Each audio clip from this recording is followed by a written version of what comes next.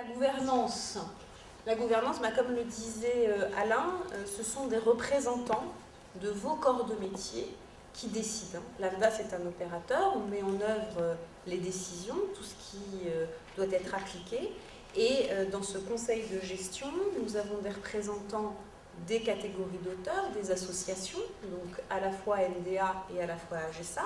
Nous avons aussi un collège des diffuseurs, comme Alain le disait, qui cotisent aussi à la formation des auteurs, donc le syndicat national de l'édition par exemple.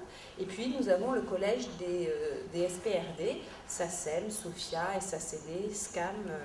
Voilà. Donc la mission de ce conseil de gestion, c'est de définir les règles de recevabilité, sachant qu'on commençait de zéro en 2013. Donc il a fallu trouver des critères qui puissent correspondre à tout le monde, et ce fonds va continuer d'évoluer et au fur et à mesure ça va s'ajuster à votre réalité professionnelle.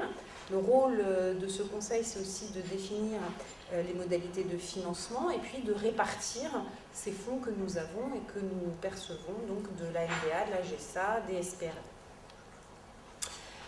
Sous l'émanation de ce conseil de gestion, ce sont les commissions professionnelles. Alors ces commissions professionnelles, auteurs, elles sont vraiment importantes parce que vous voyez, nous avons autant de commissions que nous avons de catégories d'auteurs.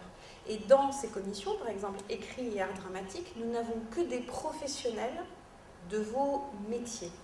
Et le rôle de ces commissions, c'est de constituer un catalogue d'offres de formation. Donc ça veut dire que nous contactons des centres de formation qui ont des projets qui peuvent être intéressants pour vous, que ces projets sont soumis à l'appréciation de cette commission artiste-auteur, auteur de l'écrit et écrit art dramatique, pardon. Et ensuite, la publication se fait en ligne. Donc vous avez accès tous, en allant sur notre site, en vous inscrivant à notre newsletter, vous avez accès à cette offre collective que vos représentants mettent en place pour vous. Ce qui est important, comme vous voyez que finalement, ce rôle, c'est le rôle de l'ensemble des commissions, c'est si jamais vous ne trouvez pas dans les formations qui sont mises en place par la commission d'écrit et d'art dramatique la formation qui vous convient, vous pouvez aller piocher dans le catalogue des autres commissions quelque chose qui vous conviendrait davantage. Et ça aussi, c'est financé dans le cadre de ce fonds des auteurs. Donc vous ne restez pas, j'ai envie de dire, limité à l'offre collective de votre commission.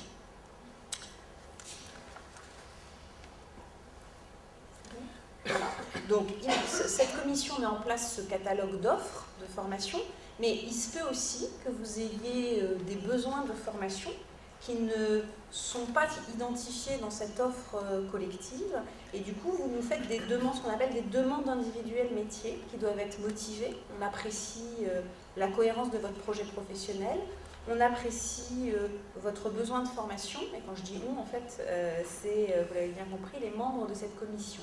Donc, nous avons à la fois des offres collectives qui sont publiées, et nous avons aussi la possibilité de prendre en charge vos demandes individuelles qui correspondent à un besoin précis, à un moment donné de votre parcours.